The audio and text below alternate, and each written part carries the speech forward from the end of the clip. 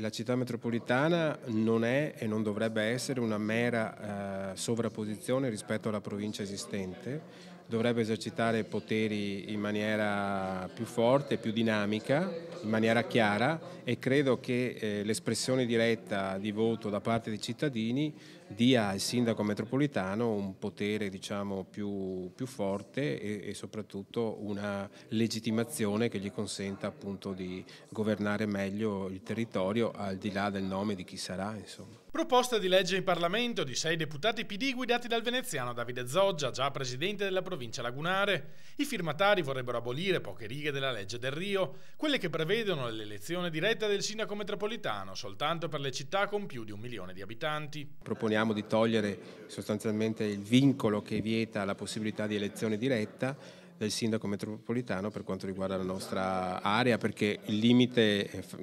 numerico di abitanti francamente non ci sembra corrispondere a nessuna diciamo, regola precisa. Se vogliamo un ente forte e legittimato a discutere alla pari con la regione e coi comuni, sostiene Zoggia, il passaggio democratico del voto è fondamentale. La provincia di Venezia è il caso, avendo il comune di Venezia meno di 300.000 abitanti e il resto della provincia, diciamo grosso modo più di 500.000, è una realtà dove potreste avere anche un sindaco metropolitano diverso, diciamo, rispetto, ammesso che gli abitanti della città di Venezia votino tutti per il sindaco, diciamo, di quella.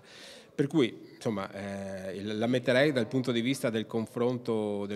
istituzionale e non della mera appartenenza politica.